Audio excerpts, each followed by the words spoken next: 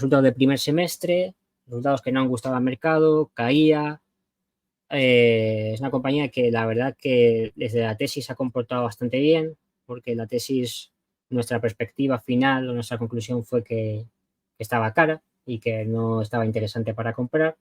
Creemos que es una de las mejores empresas en España, no tengo duda, pero el precio es importante, lo he dicho muchas veces, y bueno, se va demostrando también en el caso de Meliá, ¿no? Que ha presentado unos resultados que, bueno, no son malos del todo, pero son bastante más flojos, incluso de lo que yo esperaba, que ya era pesimista.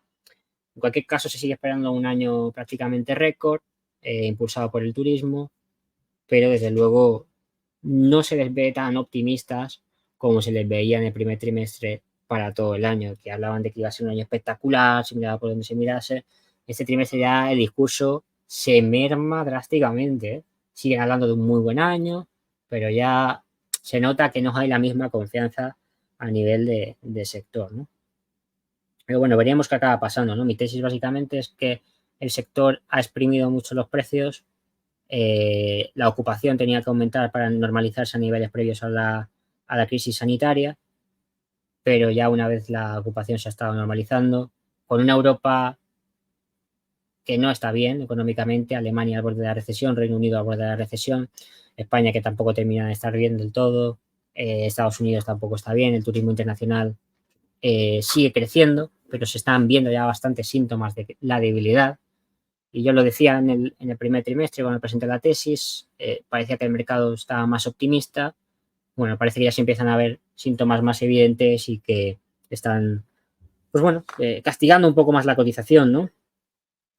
El caso de Meliá, además, ha tenido otra noticia mala, que es que la han sacado del IBEX. Ha entrado Puig, si no me equivoco. Hace tiempo que Meliá no cumplía ya con los requisitos de liquidez y de volumen para estar en el IBEX y ya le ha llegado su hora, así que eso también presiona negativamente, aunque eso no es estructural. Pero a nivel de negocio, yo insisto en que veo todavía bastante debilidad, ¿no? Pues vamos a los resultados. Empezamos con la carta del CEO. Básicamente ellos siguen hablando de que sigue habiendo solidez en la demanda, con los viajes, con la recuperación del turismo, sobre todo en el segmento premium y de lujo, que es donde está apostando Meliá, ya lo sabemos bien, ¿no? Y bueno, en esos segmentos dice que sigue aumentando la demanda. Dicen que han tenido un crecimiento del RevPAR de doble dígito, es decir, del ingreso por habitación disponible de en torno al 11,7%, un desempeño muy bueno, la verdad. Que dice prolonga la positiva evolución del más 15,6 que veíamos en el primer trimestre. ¿Qué pasa? Que lo que estamos viendo de un trimestre para otro es que se está desacelerando. Primer punto. Seguimos. Dice, la compañía estaba mejorando el EBITDA y hablan de que ya los canales propios, y esto es muy importante y es positivo, Melia.com y sus derivados ya generan el 50% de las ventas, ¿no? O sea, eso es muy importante porque toda la parte de su canal propio presiona positivamente a los márgenes, ¿verdad? Así que eso, junto a la optimización de costes, ha permitido mejorar el margen de EBITDA en 80 puntos básicos. Muy buen desempeño en términos de EBITDA, de márgenes, dentro de lo esperable realmente, ¿no? Y el otro gran punto positivo durante el trimestre es la deuda. La deuda se reduce en 270 millones hasta los poco menos de 900 millones de deuda neta, que es una deuda neta EBITDA de alrededor de 2,5 veces. También positivo. ¿Por qué? Se ha conseguido reducir, pues evidentemente gracias a la venta de esas filiales a través de las joint ventures que estuvimos hablando durante la tesis y que iba a permitir que se fuese desapalancando la compañía. Así que bueno, en ese segmento están cumpliendo y se sigue reduciendo la deuda, ¿no? Se habla de que los nuevos hoteles abiertos han ido muy bien, especialmente en España, con el hotel en Canarias, en Ibiza, en Menorca, Costa Brava, y que está yendo bastante bien a nivel internacional, sobre todo en República Dominicana, que recordamos que en República Dominicana es donde están todos los activos en propiedad que tiene la compañía, ¿vale? El resto opera prácticamente en su mayoría bajo gestión, en ese sistema asset light que hemos estado hablando durante la tesis. Ellos dicen que lo que está bien en la primera parte del año les ayuda a confiar en que el año pues, va a ser bastante bueno, incluso que el verano pues se perfila incluso mejor que el de 2023, lo que decía en la tesis. Al final se espera un año récord para 2023, pero bueno, ya se ve claramente la forma en la que hablan. Si habéis visto mis otros análisis de informes anuales de la compañía y en la web, si veis el del año pasado, incluso el del primer trimestre, se nota claramente cómo la forma de hablar es mucho menos optimista que la que había, ¿no? Dice, bueno, en términos de ingresos tenemos 520 millones en el segundo trimestre, sin plusvalía. Es un aumento del 1,2%, es un incremento súper débil, crecimiento del 1,2%. Ahora bien, ese crecimiento del 1,2% no es real, digamos. O sea, está provocado por el efecto de la venta de las 3 sociedades a la joint venture y la otra adicional que se hizo también en el primer trimestre, ¿no? Por lo cual, realmente los ingresos consolidados en el primer trimestre, en el primer semestre, perdón, que aquí veis que son de 957 millones de euros y que veis un crecimiento del 5,2%, que diréis, qué crecimiento tan débil, cuando el ingreso por habitación disponible te ha crecido un 13,2%. Eso se debe, pues básicamente, a la venta de las sociedades filiales que hemos estado comentando, pero en realidad el resultado en términos semestrales ha sido un crecimiento del 11,7%. El crecimiento del 11,7% en términos de ingresos comparables. Y en el segundo trimestre había sido del 9,1%, ¿vale? No ese 1,2% que se ve aquí. Es el efecto comparable si queréis medirlo. O sea, que realmente es un buen crecimiento. Sí que es verdad que se esperaba crecimiento de doble dígito ya y no lo han conseguido, ¿vale? Luego, a nivel EBITDA, comportamiento, pues ya veis, ha sido positivo. Tenemos 237 millones, un crecimiento del 8,8%. Unos 142 millones en el segundo trimestre, perdón, que es un desempeño ya mucho más débil, evidentemente afectado porque el número de habitaciones disponibles en propiedad y alquiler es un 7,7% menor, ¿vale? Es un 7,7% menor que el año anterior por la venta de las sociedades que hemos estado comentando, ¿no? Ha ayudado a desapalancarse, pero luego tiene un efecto negativo en el ingreso, en el beneficio y en el EBITDA, evidente, ¿no? Entonces, el beneficio por acción prácticamente no se mueve y esto para mí es un resultado malo. Aquí sí que ha decepcionado, se mire por como se quiera mirar. El beneficio por acción en el primer semestre es plano, son 20 centavos por acción en el primer semestre, 0,16 en el segundo trimestre, lo cual muy débil realmente. O sea, la conversión ha sido muy mala, luego veremos el por qué exactamente, ¿no? Lo que ha ido bien, la parte del ingreso por habitación disponible, asciende casi ya a los 80 euros por habitación, un aumento del 13,2%, el tema de la venta centralizada, 50% ya viene de Melia.com y sus derivados, de canales propios, y la deuda neta que cae a los poco menos de 900 millones, ¿no? La deuda neta pre-IFRS excluye arrendamientos, ¿vale? Si incluís arrendamientos, entonces os vais a los 2.400 millones. No solamente que el segundo trimestre mantiene márgenes EBITDA del 27,4%, planos otra vez, o sea, no han sido capaces de expandir los márgenes del segundo trimestre. Y en términos semestrales, el margen EBITDA aumenta a 80 puntos básicos, que era lo que veíamos antes. Tema de la deuda, ya lo hemos comentado, no lo vamos a comentar otra vez. Tienen el objetivo y pretenden cumplir que la deuda neta EBITDA se mantenga por debajo de las 2,5 veces y parece razonable y tiene toda la pinta de que sí lo van a cumplir, ¿no? Además, se espera que durante la segunda parte del año vendan otra sociedad filial más por un alrededor de 60 millones, que le va a ayudar a desapalancarse otro poco más. Han repagado toda la deuda que les tocaba repagar este año, habían 280 millones, han repagado prácticamente todo, quedan 46, y ya digo que con la venta de esos 60 millones que se espera, esa plusvalía, deberían de ser capaces de compensar el 100% del vencimiento que queda para este año. Es importante que sigan desapalancando, ya que dentro del sector son de las que más deuda tienen negativa, ¿no? Luego, cada las perspectivas, vamos a ver qué es lo que nos dicen. Luego dan mucho detalle, eso es lo que me gusta de sus informes. Ya lo dije los anuales, los trimestrales también lo hacen. Pero nos dicen que básicamente esperan que el resultado vacacional sea positivo por tercer año consecutivo. En América tienen buenas perspectivas en República Dominicana. Y nos dicen que nuestra posición on the books supera el doble dígito de las cifras del año anterior, con crecimiento en precios y en estancias. Eso es muy positivo, o sea que esperan un verano muy bueno en teoría. Que nos sorprende, en general es como casi todo el sector, o sea, no hay sorpresas ahí. Nos dicen que ya con visibilidad de la primera parte del año esperan que todo el año se complete un crecimiento del ingreso por habitación disponible de doble dígito dentro de la guía que teníamos, con una mayor contribución de tarifas frente a ocupación, ¿vale? Más por subida de precio que por ocupación. En términos de EBITDA, mantienen su guía de 525 millones para 2024, ese es el objetivo. Y tiene pinta de que sí que pueden alcanzarlo, ¿no? No creo que sorprendan demasiado negativamente en ese punto, a pesar de hacerlo peor de lo previsiblemente esperable en este segundo trimestre. En cuanto a habitaciones, el libro de expansión indica un incremento neto de habitaciones del 4% bajo las fórmulas de Asset Light, es decir, no van a ser bajo propiedad, sino van a ser todas bajo gestión o bajo alquiler o bajo franquicia, ¿no?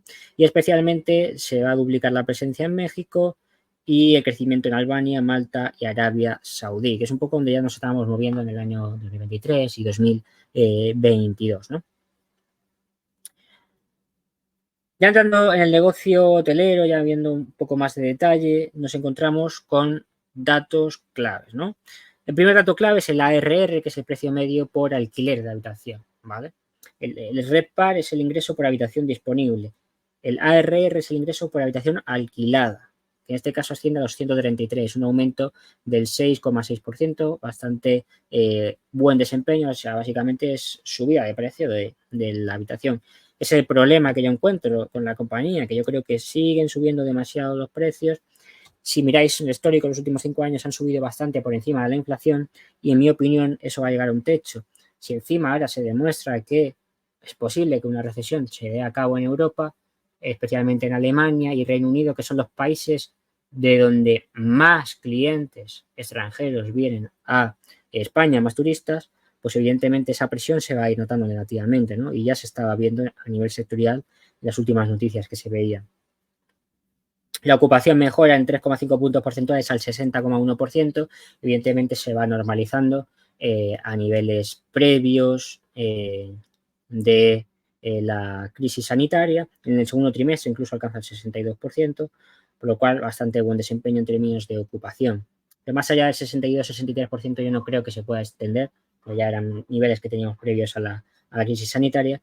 Y por el contrario, si hay presión económica general, lo que deberíamos ver también son descensos en la ocupación.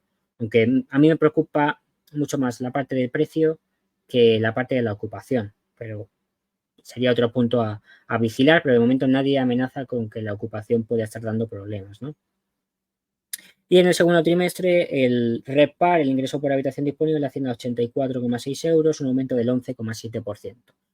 Y por eso los ingresos comparables del primer semestre también crecían, pues eso, alrededor de un 11,3% o algo así creo que era, lo cual tiene sentido, ¿no? Va en línea con lo esperable.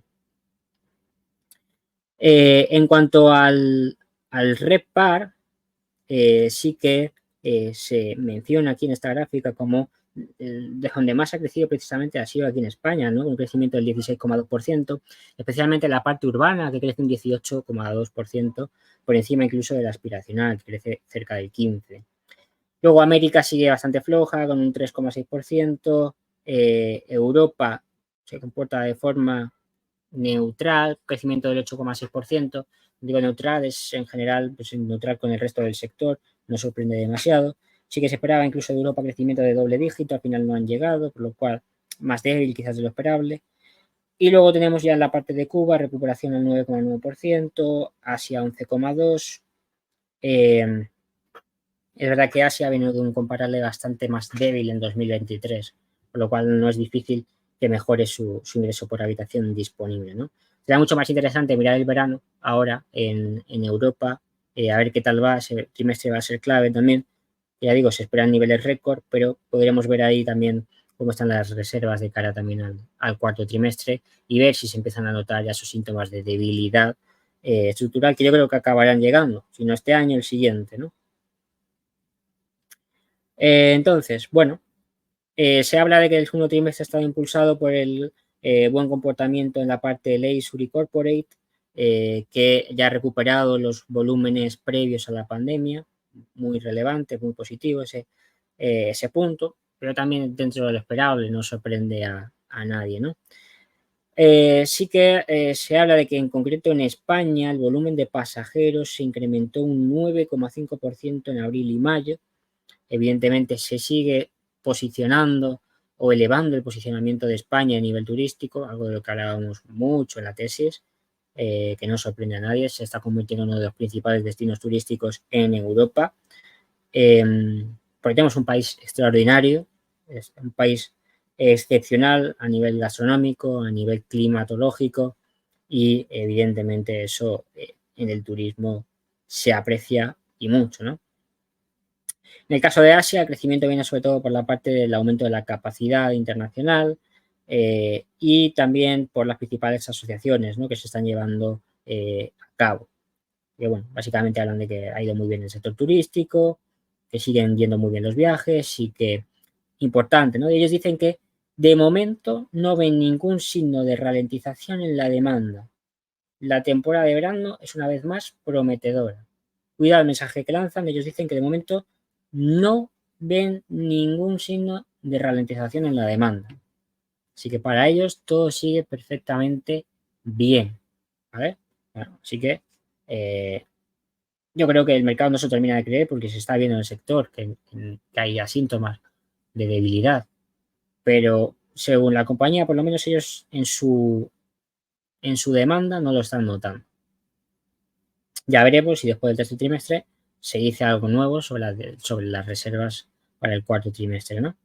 Ya si miramos un poco el comportamiento por región, ya digo, en España ha ido muy bien la parte de los hoteles urbanos, especialmente en Madrid, especialmente en Barcelona, impulsado por un lado por la celebración de los partidos de Champions y por la celebración del Gran Premio de Fórmula 1, ¿vale? Lo que ha ayudado al desempeño especialmente en las ciudades urbanas, Madrid, Barcelona. Luego, dentro de la parte urbana, también dice que se ha comportado muy bien el segmento MICE y el segmento Corporate, ¿no?, que han acompañado mucho al crecimiento. Y es el propio segmento MICE es precisamente uno de los segmentos de los cuales mayor crecimiento se esperaba para este y el próximo año, por lo cual parece que está cumpliendo con las expectativas, ¿no? Sí que el segmento Corporate se está comportando algo mejor de lo que quería esperar inicialmente. Y luego la parte vacacional lo ha hecho muy bien, pero lo ha hecho peor que la parte urbana. Veíamos antes que el RevPAR crecía en torno a un 15%. Hablan de que la demanda de habitaciones se ha incrementado en todas las zonas. ¿Vale? Interesante. La demanda de habitaciones superiores se ha incrementado en todas las zonas, nos dicen, gracias a la apuesta por seguir mejorando la cartera de productos y el RevPAR cualitativo, ¿no? Entonces dicen que han iniciado la temporada con la apertura de CEL de Mallorca, en las Islas Canarias presentaron también un desempeño muy positivo en las tarifas y en ocupación. Y es curioso porque no hablan nada de la ocupación de Mallorca, que normalmente sí se habla de las Islas Baleares y la ocupación que suele ser muy fuerte, pero no se habla mucho de ello, ¿no? No sé si porque ha sido algo más débil de lo esperable o qué, pero esta vez no dicen nada. Sí que dicen que respecto a los países emisores, los turistas principalmente están viniendo del Reino Unido. Alemania parece que sigue perdiendo peso. Ya sabéis, Reino Unido y Alemania son los principales turistas que vienen a España. Y nada, en aperturas lo comentaba, ¿no? El Meliá Ibiza, el Inside en Calvia, CEL Costa Brava y el Meliá Lloret de Mar. En este caso, ¿qué se está centrando? Pues en lo que ya sabíamos, ¿no? En la parte premium, y a la parte lujo, ¿no? Especialmente en España, estas aperturas van un poco más a la parte premium que a la parte lujo, pero el portafolio en su conjunto va más orientado a la parte lujo también, ¿no? ¿Cuál es el problema que yo veo? No solo en España, en Europa en general y a nivel internacional, que Meliá, pero no solo Meliá, sino todos sus pares internacionales, están todos invirtiendo muy fuerte en nuevos hoteles premium y lujo. Entonces yo creo que están creando una sobredemanda en ese segmento que se la van a comer. Es mi opinión y es mi tesis. Si no se da, pues al final va a resultar que Meliá puede estar muy barata. Si al final no se da, porque entonces mantendría el crecimiento, el ingreso por habitación, la ocupación, etcétera, ¿no? Pero si se da lo que yo creo que se va a dar, entonces toda la sobreoferta que se está creando, lo que se les puede revertir en contra, ¿no? Y es la razón por la cual me mantuve al margen de Meliá. En cuanto a Europa, se habla de que Alemania lo ha hecho muy bien, se ha superado expectativas, la Euro 2024 ha ayudado mucho, también se dice. Luego se habla también de que la demanda de ocio está fuerte, pero que está sensible a los precios, ¿no? Ya habla de que Alemania está ahí en esa parte flojita, lo que veníamos diciendo, no termina de responder, incluso los últimos datos hablaban de que podía volver a entrar en recesión. Ya veremos qué acaba pasando con Alemania, ¿no? Pero bueno, dicen que el crecimiento del ingreso por habitación disponible se ha centrado en aumentos de volumen, más que en precio, porque en precio no se ha podido subir mucho más. En Francia dicen que el resultado fue positivo, especialmente en mayo, pero la situación se puso peor en junio. ¿Por qué se puso peor en junio? Por las Olimpiadas, ¿vale? Porque la preparación para las Olimpiadas tuvo un efecto negativo, dicen especialmente en la parte corporativa, donde muchas empresas dijeron a sus trabajadores que evitasen ir a Francia y se evitaron celebrar eventos en el segmento MICE, precisamente por la celebración de las Olimpiadas, ¿no? Por lo cual, en este caso, en vez de ir a favor este macroevento, ha ido en contra. En Italia, pues bueno, aquí sí que nos dicen que ha habido un aumento de viajeros, también han aumentado los eventos durante el año, como la Feria del Mueble y la Man Fashion Week,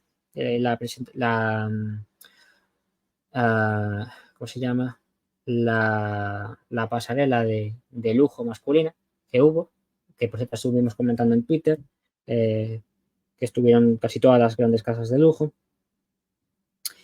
Y luego nos dicen que allí han tenido recientemente la apertura de Gran Meliá. Gran Meliá ya sabéis que es la parte de mayor lujo de Meliá y que bueno, que ha ido bastante bien en ese sentido, ¿no? También Roma empezó floja, pero se ha ido recuperando, así que en general Italia buenas perspectivas. En cuanto a Reino Unido, sí que se habla de crecimiento respecto al año anterior. Es verdad que el año anterior fue bastante mal, así que bueno, el crecimiento comparable se dice que es bastante bueno, especialmente en Londres.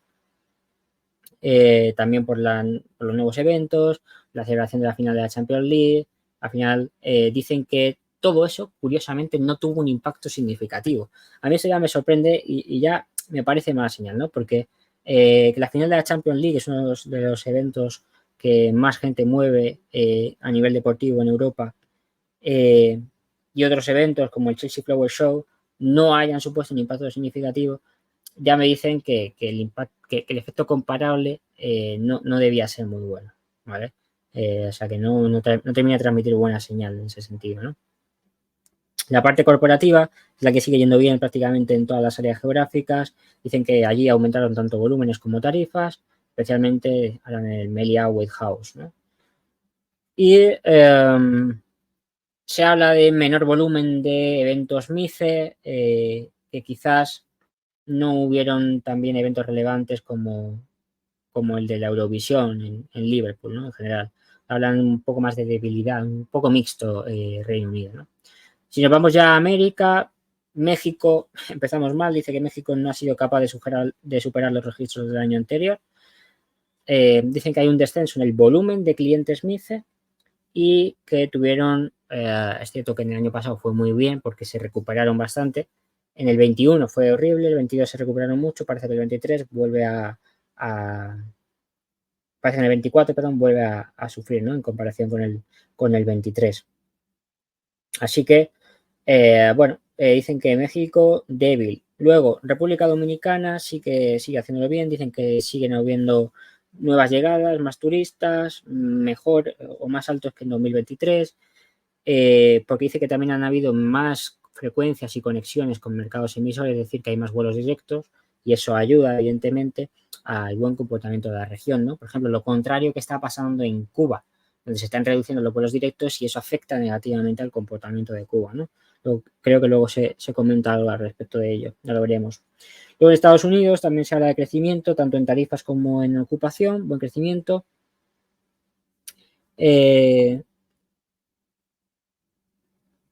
habla del efecto positivo de la Copa América, ¿vale? Siempre hay algún evento todos los años de que afecta positivamente, ya que el año pasado no había Copa América ni había Eurocopa, este año ha habido ambas y ha tenido presión alcista en ambos segmentos, ¿no?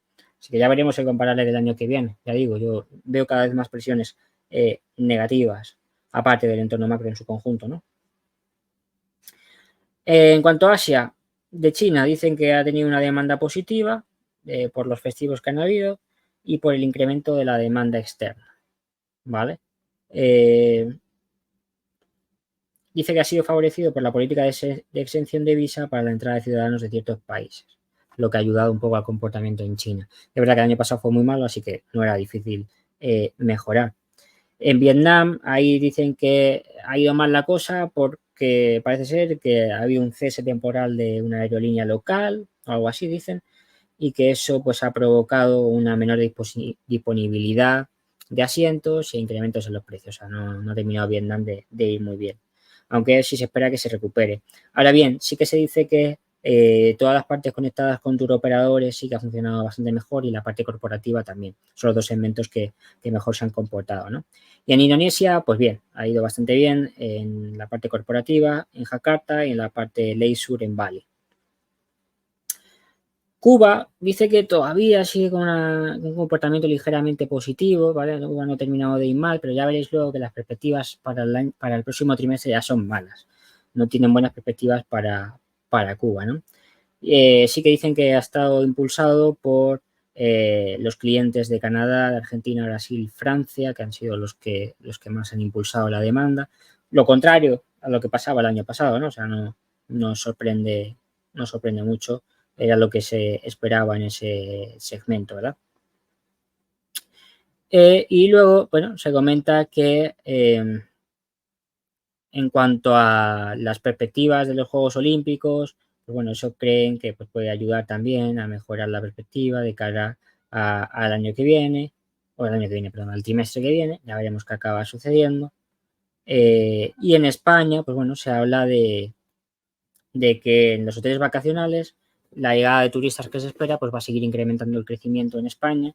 Evidentemente no hay sorpresa en ese punto. Sí que se habla de que Palma de Mallorca recupera la conexión directa con Nueva York a nivel vuelo y eso le va a ayudar, igual que Málaga. Así dicen que son dos regiones que les va a ayudar esa tendencia de mayor conectividad directa con Estados Unidos. Entonces van a haber tanto aumentos de precio como aumentos de ocupación prácticamente en todas las regiones, especialmente en Barcelona, Madrid, Sevilla, Málaga, Mallorca y Tenerife, principalmente, ¿no? Luego en Alemania sí que se espera también un buen tercer trimestre, se dice, especialmente por el tramo final de la euro, que parece ser que funcionó bien, y bueno, otra serie de eventos y de ferias comerciales que se llevan a cabo, ¿no? En el caso de Francia, las expectativas es que se desacelere en junio por la parte de las Olimpiadas y que ha hecho que caiga la demanda de clientes corporate y del segmento MICE, ¿vale? En Reino Unido, bueno, se cree que se va a mantener el buen desempeño de cara al próximo trimestre. Creen que va a tener un buen verano, especialmente por la parte de tour operadores y la parte del sector corporate y los eventos MICE, ¿no? O sea, en ese sentido también se esperan buenas expectativas, especialmente por muchos conciertos a la temporada de verano.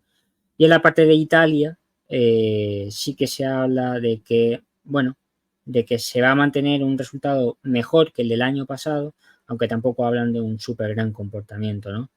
Como cabría haber esperado.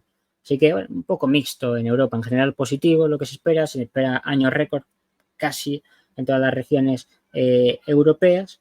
Luego ya si nos vamos a América, donde nos encontramos es que México va a ser mixta, va a mejorar la ocupación, pero por otro lado va a empeorar el precio, ¿vale? O sea, ya dejan claro ese comportamiento mixto en México, ¿no? Pero dice que el resultado neto va a llevar a cabo incrementos del ingreso por habitación disponible. O sea, que neto debería ir mejor, especialmente por la parte MICE, que es la que más va a seguir impulsando el crecimiento. En República Dominicana, ya veis que es un segmento que se está comportando muy bien y dicen que con una mayor demanda desde Europa, desde Latinoamérica, desde Estados Unidos, desde todos lados, pues apunta a que van a haber mejoras importantes en sus emisiones, va a haber más volumen. Dicen que los hoteles familiares van a ser los más beneficiados con altas ocupaciones, ¿no? Y en el caso de Melia, dice que les está yendo muy bien en la parte de la ocupación directa, ¿no? En la parte de melia.com y la parte de los canales directos y la parte de turoperadores, ¿no? Estados Unidos también tiene buenas perspectivas, tanto de volumen como de precio. En ese caso no hay mucha sorpresa. En Asia, en China, dicen que siguen viendo perspectivas positivas en el inicio de vacaciones, incrementando en los volúmenes, nos dicen. Interesante, la verdad, que no hablan de debilidad en China. La verdad que China y Melia prácticamente no pesan nada. O sea, que no es nada relevante, pero es curioso que no ven debilidad en ese sentido. Siguen aumentando volúmenes, según lo que comentan, ¿no? Es verdad que también la oferta en China era más débil en los segmentos que estaba operando Melia, Premium y tal, y sí que puede ayudar, ¿no? En ese sentido, pero sorprende que el comportamiento sea tan óptimo. En Cuba, ahí es lo que os decía antes, dicen que esperan que el trimestre no sea favorable. ¿Por qué? Porque dicen que las reservas de mercados emisores se están contrayendo, quitando Canadá, que es la única que sigue fuerte, ¿no? Dice que hay caídas en las reservas de mercados de Reino Unido, de Bélgica, de Holanda, de Argentina, o sea, prácticamente de todos lados, porque están reduciéndose los vuelos directos a Cuba. Y eso incrementa el coste del turista y el tiempo que necesita para llegar a Cuba, porque tiene que hacer escala, por lo cual eso no ayuda en absoluto y por eso esperan que vaya más, ¿no? La parte de Circle by Melia, toda la parte del club, toda la parte de suscripción, sigue yendo de forma fantástica, crecimiento del 35% en el primer semestre, resultado, ya digo, bastante positivo, 26% en ingresos NIF 15, y evidentemente pues es un segmento que ya sabíamos que lo iba a hacer bien, sigue comportándose de forma bastante positiva, fue ya bastante resiliente durante la crisis sanitaria y en los primeros años de recuperación y desde entonces se ha ido ejecutando de forma también bastante positiva, ¿no? En este punto no destacar mucho más, simplemente decir que donde más funciona este segmento es sobre todo en Punta Cana, República Dominicana y en México, ¿no? En cuanto al negocio inmobiliario, sí que es verdad que no hay aspectos tan relevantes este año como el año pasado. Hubieron plusvalías netas de 2,6 millones, que no es muy relevante. Lo que sí se comenta es el tema que os explicaba yo en el primer trimestre y en la tesis, que era el tema de la venta de las filiales propietarias de 3 activos hoteleros, lo que les generó un desembolso de unos 300 millones de euros, ¿no?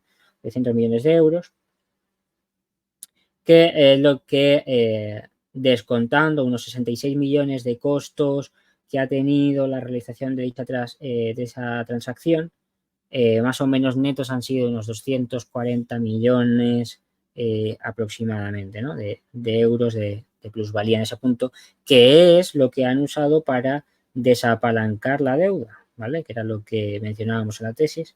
Y nos explican también que se espera que se ejecute una venta de otra participación minoritaria que les genere otros 60 millones, ¿vale? Y con eso serían capaces de compensar los 48 millones de pagos que quedan pendientes de este año, lo cual pagarían el 100% de lo que había para este año, que eran 280 millones. Así que bien el desapalancamiento, que es algo que me gusta que siga sucediendo, ¿no?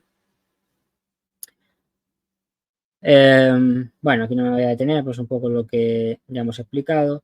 Sí, que el tema del beneficio neto del primer semestre se ha quedado bastante por debajo de las expectativas, 43,7 millones de euros, un aumento del 2,9%. Sí que es verdad que en la segunda parte del año se espera que sea más sólida.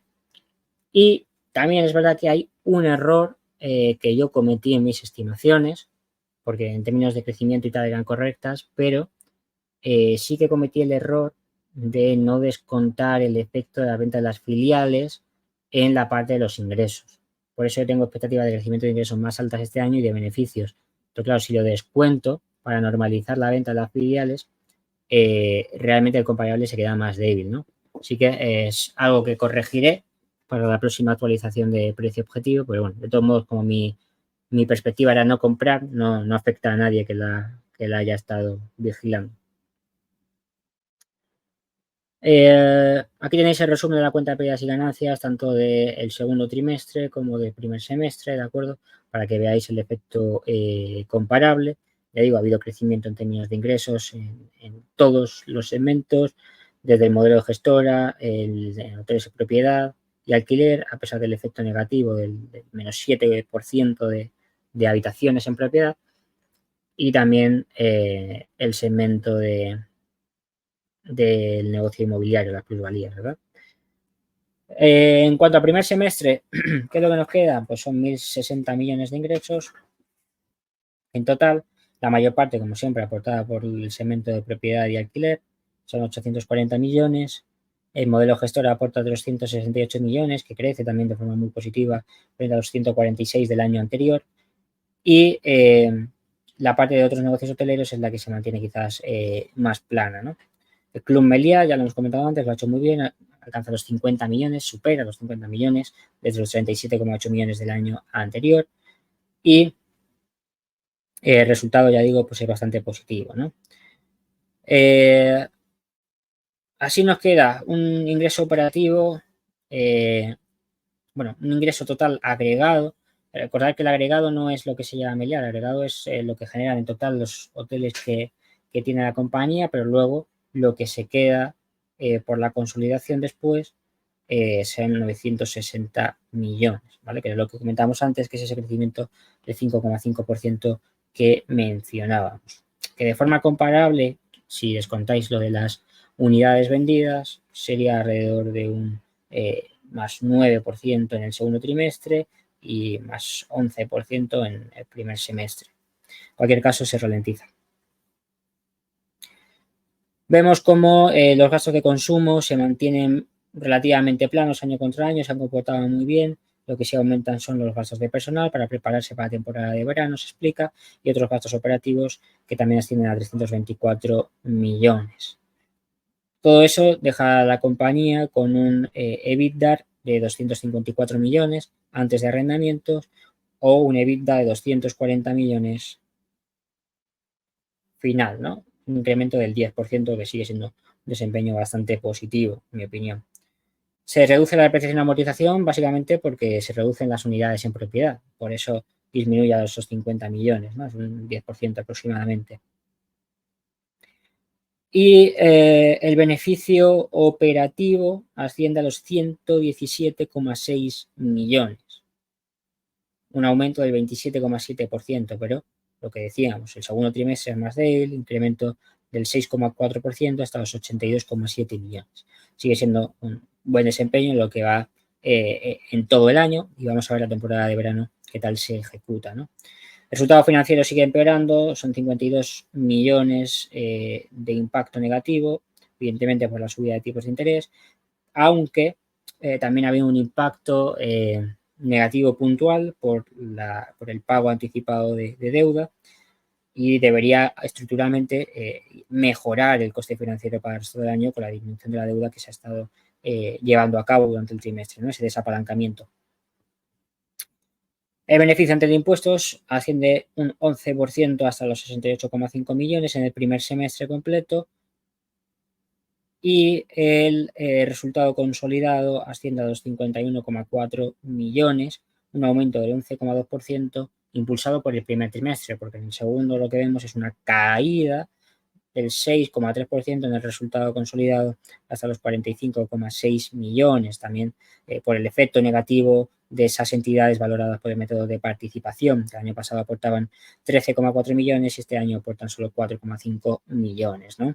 Con lo cual, todo eso presiona de forma negativa. Además, como han vendido estas filiales a intereses minoritarios, aumenta el efecto de interés minoritario a los 9,6 millones y eso disminuye todavía más el beneficio neto consolidado atribuible al grupo hasta los 36,3 millones, una caída del 15,6% en el segundo trimestre es un incremento solo del 2,9% en todo lo que va de año hasta los 43,7 millones. ¿Vale? Ese es el efecto que explicaba de la venta de las sociedades filiales.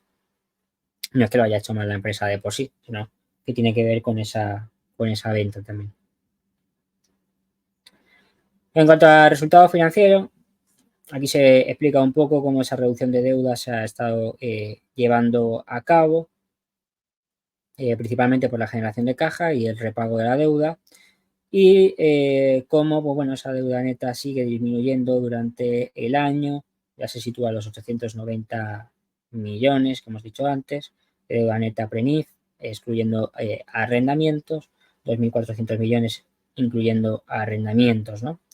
Y se espera que la segunda parte del año, pues evidentemente se reduzca el costo financiero porque se ha reducido la deuda un 17,3%, por lo cual esa reducción del coste financiero debería ayudar también a la mejora del beneficio neto, ¿vale?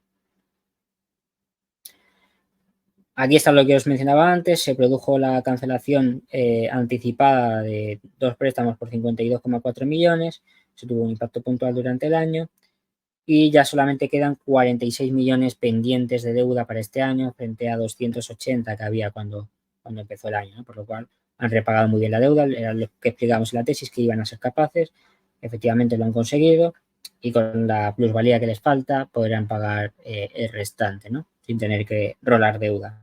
El siguiente vencimiento fuerte llega en 2026, que serían 320 millones.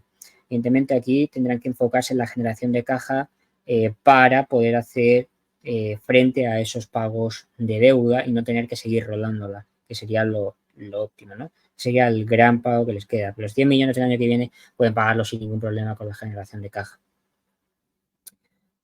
Bueno, aquí exponía el tema del comportamiento de las acciones y yo mencionaba el hecho de que la compañía, si bien no lo ha hecho mal en el primer semestre del año, lo ha hecho bastante bien. Es cierto que ahora ha salido del IBEX también y ya tiene un impacto negativo adicional. No sé ni siquiera cuándo está cotizando actualmente. Se cayó de 7 el otro día. Os lo digo.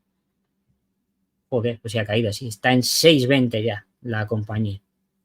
Joder, pues sí que le ha ido mal esta semana. De hecho, no sabía que haya caído tanto después de resultados, ¿no? 6,20, eso significa que cae ya alrededor de un 20% desde la publicación de la tesis con perspectiva de no comprar, pero lo que parece que ha salido bien, ¿no? Al final, en nuestra perspectiva, y eso que todavía no se han desarrollado esos aspectos negativos que creo que se van a dar. Quizás no se den, no lo sé. Pero poco a poco la compañía va reduciendo su precio, su valor, y se pone pues cada vez un poquito más atractiva, ¿no? De momento para mí no está todavía a niveles lo suficientemente atractivos para lo que es mi perspectiva, pero sí que se está acercando de forma acelerada. De hecho, me pondré alguna notificación porque veo que está cayendo bastante rápido, ¿no? Vamos a ver si el miedo de mercado de esta semana con la situación macro pues puede ayudar a que caiga un poco más. Ya veremos, ¿no? Esto no es relevante. Vale, aquí tenéis el comportamiento del negocio hotelero, que siempre me gusta repasarlo. Tenéis un crecimiento del 6,1% en los ingresos agregados en propiedad y alquiler, hasta los 840 millones que mencionábamos antes, de los cuales ingresos de habitaciones aumentan un 6%, hasta los 552 millones. Mejora el EBITDA, el margen, porque aumenta un 6,6%, así que eso implica una mejora en el margen, especialmente por la parte del alquiler. El EBITDA mejora un 8,3%, así que el efecto de apalancamiento es positivo. Y el beneficio operativo mejora ese 25% que decíamos antes en el primer semestre hasta el 94,3%, ¿no? Buen desempeño en la parte de propiedad y alquiler. Nos vamos al modelo de gestora. El comportamiento también ha sido muy bueno, crecimiento del 15,3% en ingresos, también por el aumento de unidades, más el aumento de la demanda, especialmente en el segmento internacional, Europa y América, también Asia, creciendo en todos los segmentos, desde las comisiones por terceros, comisiones por hoteles y propiedad de alquiler y otros ingresos. Ha crecido en todos los segmentos y ha expandido los márgenes por el efecto del apalancamiento también, lo que ha permitido que el beneficio operativo del modelo gestora crezca un 40,5%, ¿no? Dentro también de lo que cabría esperar. Y dentro del segmento de otros negocios hoteleros, aquí el comportamiento ha sido plano, más bien, se mantienen esos 50 millones y cae el beneficio operativo de forma relevante, más de un 30%, hasta los 2,3 millones, ¿no? Veis el comportamiento de ocupación, ARR y ingreso por habitación disponible por geografía, que me parecen unas cosas claves a medir. Entonces, vemos cosas. En términos de ocupación, mejora en todas las regiones, ¿de acuerdo? Especialmente en Europa, donde se expande un 5,2 puntos porcentuales hasta el 66,8%, ¿de acuerdo? En el segmento de propiedad y alquiler estamos hablando, ¿vale? Empiezo por ese lado. El ARR, que es el precio de alquiler por habitación, también mejora en todas las regiones, especialmente en España, que veíamos antes, ¿no? Un 17,1%. Hasta los 158,4 euros por habitación, precio medio de alquiler. Donde mayor precio medio hay es en Europa, evidentemente, donde ese precio medio se sitúa en los 176. Y en América también hay un precio medio también más alto que en España, de 163. El ingreso por habitación disponible, al final, es el resultado de multiplicar la ocupación por el ARR, por lo cual el efecto multiplicador da un ingreso por habitación disponible mucho más positivo, ¿no? Ahí tenemos crecimientos de doble dígito en el grupo, en crecimientos del 13,6%, impulsado principalmente por España, donde ha impulsado un 18,6%. Quizás más débil en Europa y en América, con crecimientos del 9%, aproximadamente en cada uno de ellos, pero que sigue siendo un crecimiento muy bueno, cercano al doble dígito. Si miráis ya la parte también, incluyendo la parte de gestión, en ese caso la ocupación también mejora en todas las áreas geográficas de forma muy positiva, especialmente en Asia, donde mejora 8,3 puntos porcentuales, evidentemente también parte de una base más complicada. Sigue rezagada Cuba, que sí que aumenta un 1,4 puntos porcentuales, pero sigue siendo la ocupación más débil, del 42,3%, ¿no? Y más fuerte se encuentra en España, como hemos dicho antes, un 69,9%. Europa y América mejoran cada una de ellas de forma respectivamente la ocupación entre 3 y 4 puntos porcentuales, así que buen desempeño en ese punto. En el precio medio de alquiler de habitación, el desempeño es positivo en todas las regiones, menos en Asia, donde cae un 2%. En todas las demás regiones crece, especialmente en España a doble dígito, pero en todas las demás ya crece de forma más moderada, en torno a medio dígito, que tiene mucho más sentido, ¿no? En concreto, en América crece un 4,2%, Europa muy, muy flojita, creciendo un 0,3%, ya se empieza a ver debilidad en la parte europea, y Cuba crece un 5,6%, ¿no? Por la fortaleza que ha habido en este trimestre, pero probablemente no veamos el mismo escenario en el trimestre próximo, ¿no? Y como hemos dicho, el ingreso por habitación disponible es el efecto de multiplicar la ocupación por el precio de alquiler medio, así que lo que nos daría es un crecimiento favorable de el ingreso por habitación disponible del 13% en todo el grupo, impulsado por España, impulsado por Asia, y ya luego Europa y América más rezagadas, especialmente Europa, que es la que peor comportamiento ha tenido, un 7,2%, pero América sigue recuperándose y muestra el comportamiento del 9,5%, también 9,2% en Cuba. Aquí tenéis el comportamiento segmentado por división. Tampoco me voy a desglosar este punto, porque tampoco es relevante verlo en profundidad cada uno de estos segmentos. Sí que es bueno mirar en términos de márgenes, ¿no? En términos de beneficio operativo, que es lo único que quiero recalcaros. Si veis cómo en América mejora un 8,5% el beneficio operativo, impulsado por la parte de propiedad, los hoteles que tienen propiedad media, porque es verdad que la parte en alquiler ha sido un desastre, cae un 70% prácticamente la rentabilidad, ¿no? En la parte de Europa, el crecimiento es muy fuerte, el 31,6%, justo al revés, por la parte de alquiler, que crece un 51,5%, que es la más importante en Europa. La parte en propiedad se ha comportado de forma más débil, ¿no? Una caída del 3,3% de beneficio operativo. España, crecimiento excepcional en todos sus segmentos, crece un 58,2% el beneficio operativo en su conjunto, impulsada por el segmento de alquiler, que aumenta un 200%, y el en propiedad, que es la más importante, que crece casi un 50%, por lo cual bastante buen desempeño, ¿no? Y bueno, en el modelo gestor en general buenos resultados, a excepción del segmento de otros, que ya hemos hablado antes, que es el único que se ha comportado de forma estructuralmente más débil, ¿no? Aquí tenéis el número de habitaciones disponibles, que disminuye este año frente al anterior por la disminución de ese 7,7% de habitaciones en propiedad y alquiler que decíamos antes por la venta de las filiales, pero si miráis la propiedad, alquiler y gestión, ahí tenéis un crecimiento en el número de habitaciones disponibles que asciende ya casi a las 13.000, ¿de acuerdo? A las 13 millones, perdón, casi. ¿Dónde está? Aquí, a los 13 millones. Vale, este punto no es relevante, no me voy a detener aquí.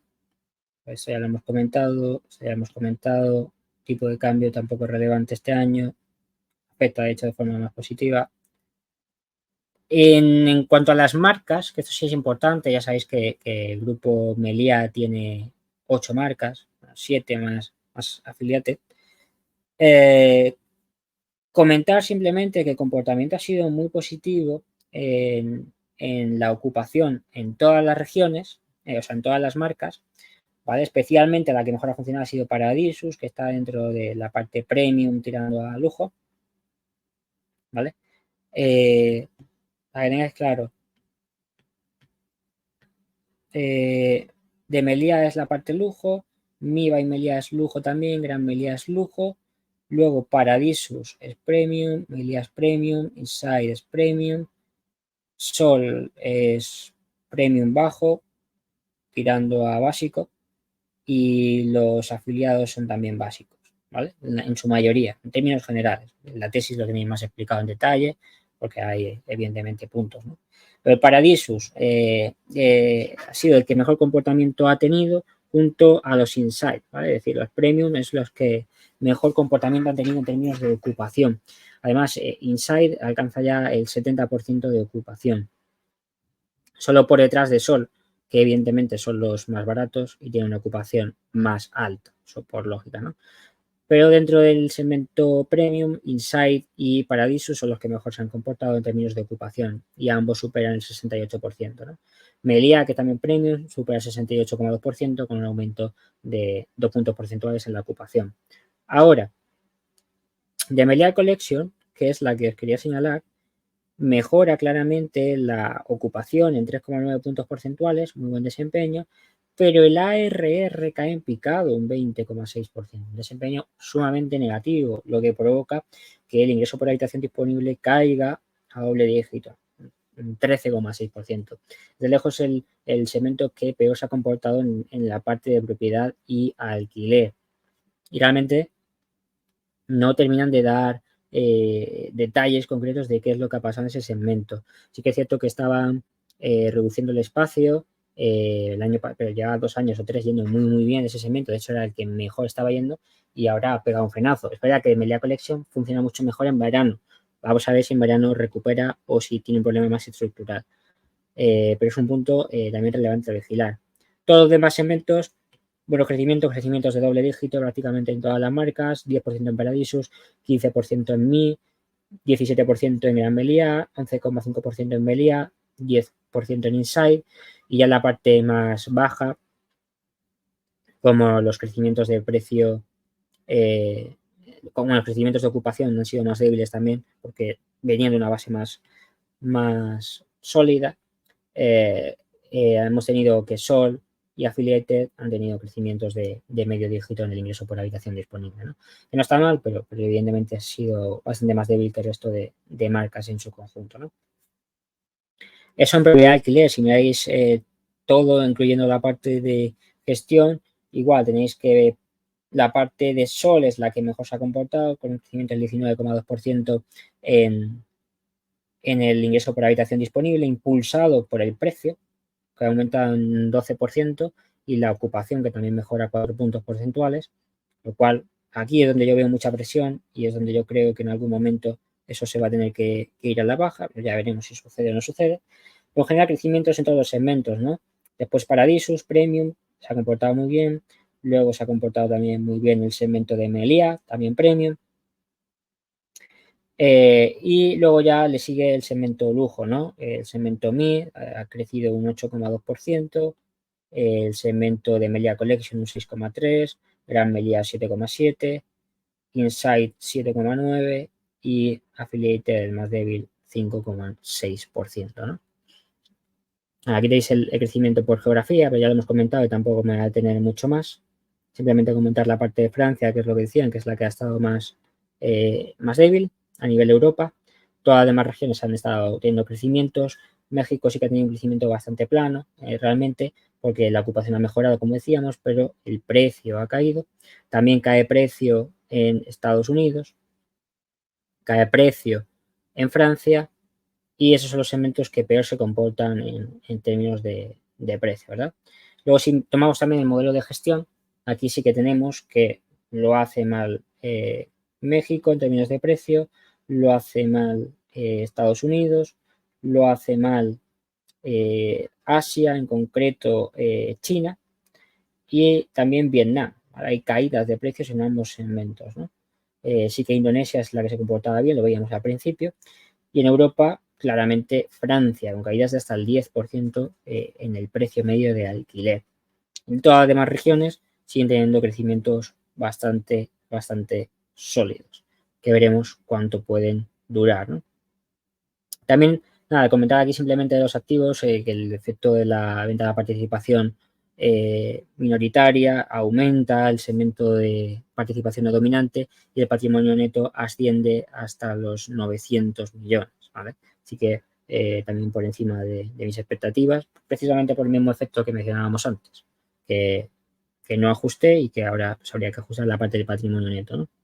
Por lo cual, el efecto neutral, ya que yo valoro por patrimonio neto, va a ser poco relevante en el cambio de mi perspectiva de precio, pero ya lo actualizaré próximamente, ¿no? Así que nada, ya para acabar, simplemente que veáis en cómo se queda la cartera del grupo: 355 hoteles, el pipeline son 71, especialmente en la parte de Europa, de América y de Asia, y todo, prácticamente todo, va a ser asset light, es decir, van a ser por gestión, van a ser por alquiler o van a ser por franquicia, ¿vale? En el pipeline es el 100%, ¿vale? Ya veis aquí que el 100% se va a ejecutar asset light, no va a haber aperturas de propiedad, al menos no están planeadas en un inicio, ¿de acuerdo? Así que hasta aquí el análisis detallado de los resultados de Melia. Ya veis, resultados mixtos, tanto débiles para lo que se esperaba en un inicio, siguen apuntando a años récord, pero no va a ser tan fuerte como en un inicio cabría esperar. Un par de minutos por si tenéis dudas y vamos a la última de Cheesecake Factory, ¿de acuerdo?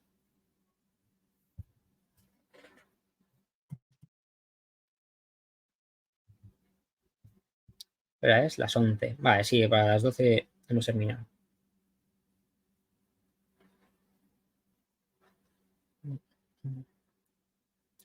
Muchas gracias a los 245 que estáis aquí en directo un domingo.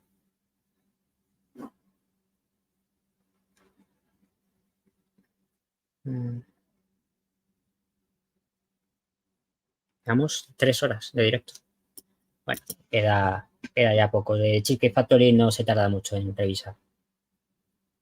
Cheesecake Factory, vamos a ver los resultados y la llamada de ganancias, ¿vale? Un minutillo más. Y así aprovecho y descanso la voz. Y vamos con The Cheesecake Factory, que la voy preparando.